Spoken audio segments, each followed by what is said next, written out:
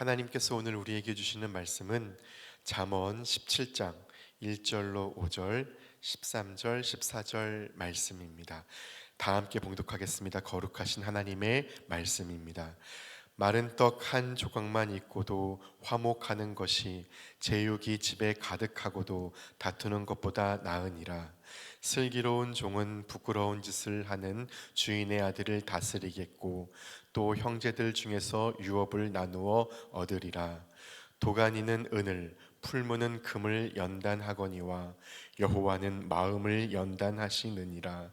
악을 행하는 자는 사악한 입술이 하는 말을 잘 듣고 거짓말을 하는 자는 악한 혀가 하는 말에 귀를 기울이느니라. 가난한 자를 조롱하는 자는 그를 지으신 주를 멸시하는 자요, 사람의 재앙을 기뻐하는 자는 형벌을 면하지 못할 자니라. 누구든지 악으로 선을 갚으면 악이 그 집을 떠나지 아니하리라. 다투는 시작은 둑에서 물이 새는 것 같은즉 싸움이 일어나기 전에 시비를 그칠 것이니라. 아멘. 보이는 모든 것은 보이지 않는 것에 의해 존재하고 있습니다. 여기 지금 성산홀 안에 있는 모든 것들은 보이지 않는 것에 의해 존재하고 있습니다. 보이지 않는 허공이 있어서 보이는 모든 것이 존재하고 있지 않습니까? 허공이 없다면 바늘 하나조차 털끝만큼도 움직일 수 없습니다. 바울이 전했듯 보이는 모든 것은 보이지 않으시는 하나님으로 말미암아 존재합니다. 인간의 시력의 유한성으로 포착하지 못하는 그 하나님으로 말미암아 존재합니다. 평화의 주님에 의해 우린 존재하면서도 오늘날 우리 사람들은 다투고 싸우고 전쟁하고 있습니다. 부디 평화의 주님께서 우리를 다시 당신의 평화로 다스리시고 통치하시기를 간절히 소망합니다. 오늘 본문에서 평화를 묵상하지 않을 수가 없었습니다. 1절입니다. 마른 떡 한 조각만 있고도 화목하는 것이 제육이 집에 가득하고도 다투는 것보다 나으니라 말씀하십니다. 마른 떡 한 조각이라는 것은 매우 극심한 극소량의 거친 음식을 의미합니다. 이 가정은 아주 가난한 형편에 있었음을 우린 잘 알 수 있습니다. 형편이 어려워서 마른 떡 한 조각밖에 없는데도 불구하고 서로를 귀히 여기고 떡을 나누어 주고 너에게 주려 하는 그런 화평이 있는 집이어서 아름다운 집이고, 제육이 집에 가득하고도, 여기 제육이라고 하는 것은 제사에 쓰이는 고기를 말합니다. 유대인들이 누구에게 제사를 바쳤습니까? 하나님입니다. 이 가정은 하나님을 신앙하는, 예배하는 가정입니다. 경건하고 또 풍족한 집안이었습니다. 제육이 집에 가득했으니까 그렇습니다. 그런데 그들 안에 다툼이 있는 것입니다. 그들이 가지고 있는 신앙이, 그들이 가지고 있는 경건함이라는 것이 다툼을 극복하지 못하고 있는 것입니다.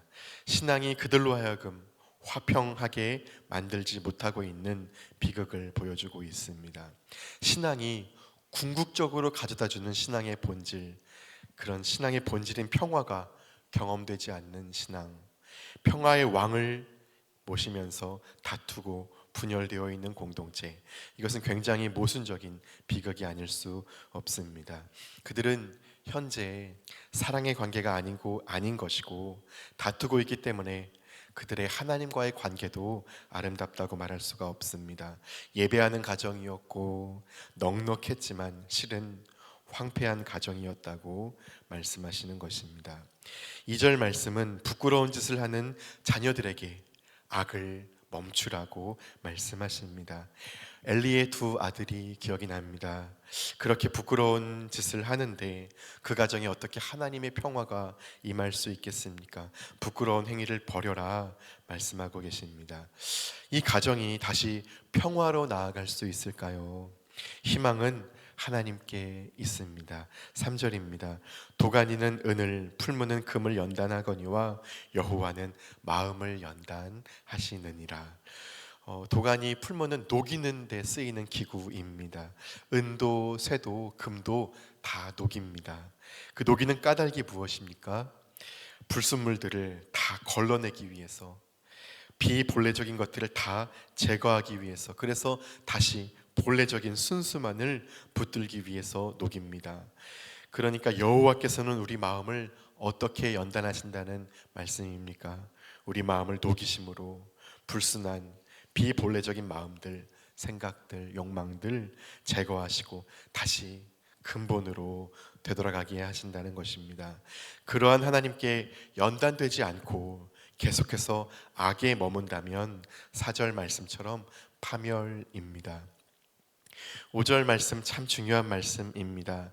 1절에서 5절까지의 이 하나님 말씀이 경청된다면 그 가족의 모습을 6절로 말씀하십니다.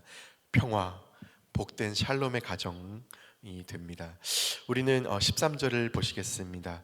누구든지 악으로 선을 갚으면 악이 그 집을 떠나지 아니하리라. 악으로 선을 갚는 사람들이 있습니다. 그러나 우리 그리스도인은 누구입니까? 선을 악으로 갚지 않는 것은 물론이고 악도 선으로 갚는 존재가 우리 그리스도인입니다. 로마서는 말씀하십니다. 악은 선으로 갚아라. 너의 원수가 줄이거든 먹을 것을 주고 목마르거든 가서 마시게 해주어라. 악에게 지지 말고 선으로 악을 이겨라 말씀하십니다. 제가 누군가에게 악을 행동한다면 저는 악한 보응을 받을 준비를 해야 할 것입니다. 그런데 전혀 다르게 그가 저에게 선한 사랑으로 대접한다면 제가 그에게서 보게 되는 것이 무엇이겠습니까? 하나님의 얼굴입니다. 평화의 주님입니다.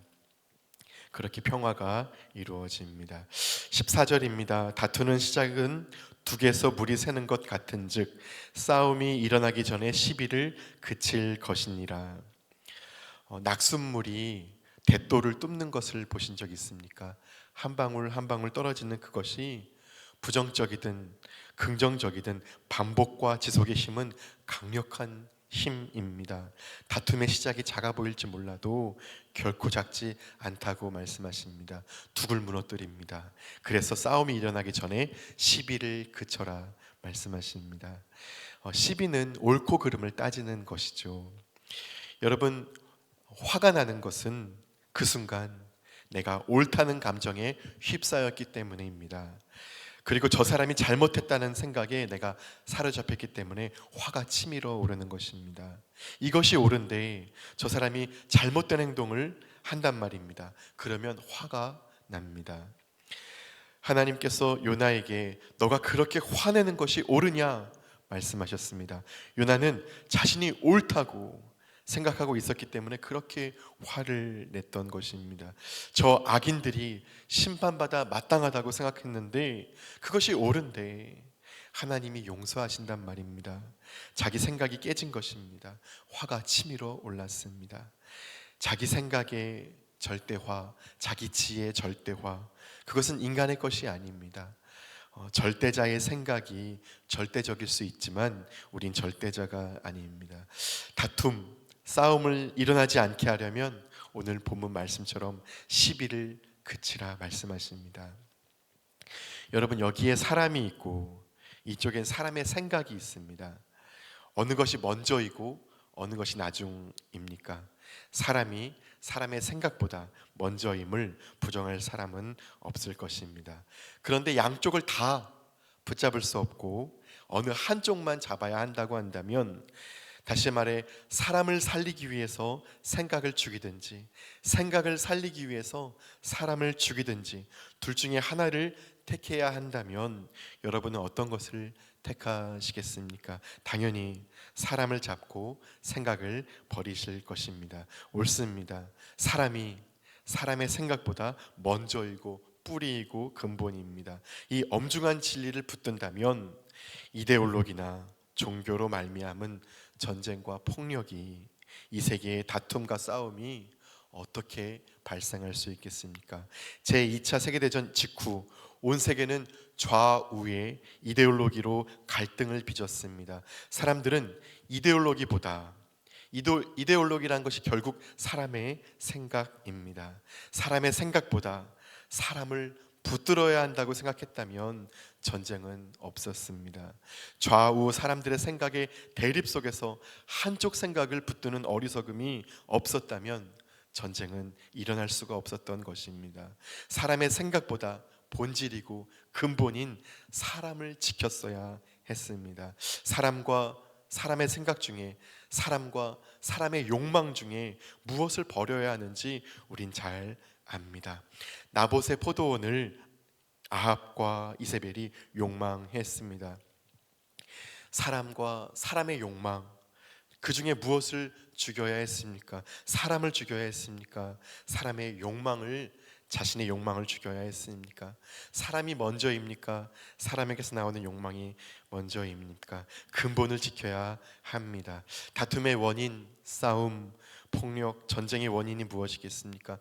근본을 잃어버렸기 때문에 발생한 문제입니다. 골로새서도 평화의 길을 말씀하십니다. 누가 누구에게 불평할 일이 있더라도 서로 용납하여 주고 서로 용서하여 주십시오.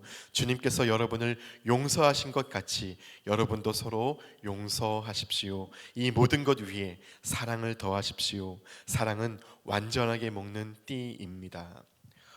오름 때문에 사랑을 버리면 안 된다는 말씀입니다. 오름 때문에 사람을 잃으면 안 된다는 말씀입니다. 이것이 예수님의 마음이라고, 십자가의 정신이라고 바울은 명확히 방점을 찍고 있습니다. 무엇이 먼저이고 무엇이 나중인지를 아는 것, 옛사람도 그것을 지혜라 했습니다. 잠언의 지혜의 말씀도 그것을 증명해주고 있습니다. 이 하나님의 지혜로 평화의 존재, 평화의 가정이 되시고 평화의 길을 가리키고 열어가는 우리 모두가 되기를 소망합니다. 기도하겠습니다. 본말이 전도된 현실 속에서 주님께서 율법을 다시 가르쳐 주시며 율법을 완성시켜 주셨습니다. 무너졌던 근본을 다시 세워 주셨습니다. 무엇이 진정 근본인지, 무엇을 붙들어야 하는지, 무엇이 중심인지를 알게 해주셨습니다. 나의 생각, 나의 옳음, 사람의 생각과 사람의 욕망보다 사람을 지키고 공동체를 지키는 평화를 일구는 우리 모두가 되게 하여 주옵소서. 예수님의 이름으로 기도드립니다. 아멘. 이 시간 다음과 같은 기도의 제목으로 기도드리겠습니다. 지금 들은 말씀이 내 삶으로 이어지게 하옵소서. 동네 세매줄 성경 말씀 묵상과 동네 모임을 통해 각 동네마다 하나님의 나라를 경험하게 하옵소서. 2026년에 우리에게 주신 로마서 8장 28절의 말씀대로 합력하여 선을 이루는 복을 누리게 하옵소서. 다바르 학교와 동안 클럽을 축복하시고 리더들이 잘 세워지고 행복한 사역이 되게 하옵소서. 캄보디아의 티움 꾼티어 양의 치료가 잘 이루어지도록 역사하여 주옵소서. 육체와 마음의 질병으로 고통 중에 있는 지체들에게 주님의 치유와 회복의 손길이 임하게 하옵소서. 공동 기도문의 기도 제목과 각자의 기도 제목을 따라 기도하시다가 삶의 자리로 나아가시겠습니다. 기도하겠습니다.